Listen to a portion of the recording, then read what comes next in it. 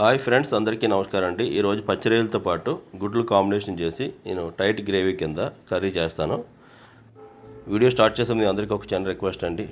నా వీడియో చాలామంది చూస్తున్నారు, కానీ సబ్స్క్రైబ్ అనేది చాలా తక్కువ మంది చేస్తున్నారు. మీరు సబ్స్క్రైబ్ అనేది, లైక్ అనేది నేను ఇంకా ఇటువంటి మోర్ ఇంట్రెస్టింగ్ వీడియోస్ మీ ముందుకు తెచ్చడానికి నాకు చాలా మోటివేషన్గా ఉంటుంది.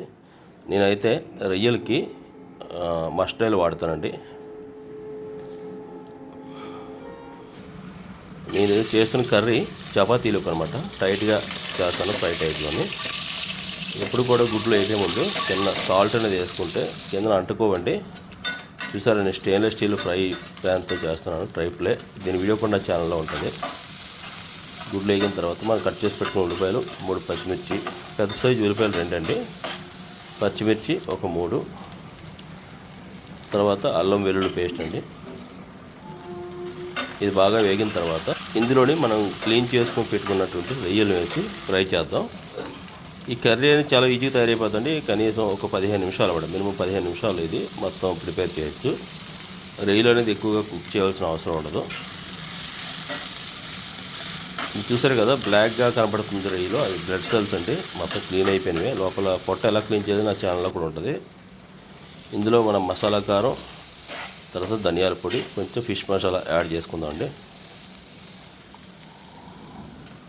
తర్వాత ఇందులో కొంచెం టమాటా యాడ్ చేసి లైట్గా వాటర్ పోసి మూత పెట్టి ఒక 5 మినిట్స్ కుక్ అయ్యేటట్టు చూద్దాం. దగ్గరికి అవుతున్న టైంలో మన మసాలా పేస్ట్, ఈ వీడియో కూడా నా ఛానల్లో ఉంటుందండి, మీరు చూడొచ్చు. కొబ్బరి, గసగసాలు, జీలకర్ర, అల్లం వెల్లుల్లి అన్నీ కలిపేసిన పేస్ట్ అండి ఇది. ఇలాచి, లవంగి, దాల్చిన అన్నీ కలిపి గ్రేవీ టైట్గా తయారైంది కదా, ఒక 5 మినిట్స్ కుక్ చేయిద్దాం. తర్వాత మళ్ళీ ఆల్మోస్ట్ అంతా కుక్ అయిపోయిందండి. దీంట్లో కొత్తిమీర వేసుకోవాలి పైన. నా దగ్గర స్టీల్ అయిపోయింది కాబట్టి నేను వేయట్లేదు. తర్వాత గుడ్లు అనేవి ఇందులోని మనం పెట్టుకొని నేను 2 పీస్ కింద కట్ చేసేస్తాను. దానివల్ల ఏంటంటే గ్రేవీ అనేది లోపలికి వెళ్తే పిల్లలు చాలా ఇష్టంగా తింటారనమాట. దీన్ని చపాతీతో కానీ రైస్తో కానీ మనం సర్వ్ చేయొచ్చు.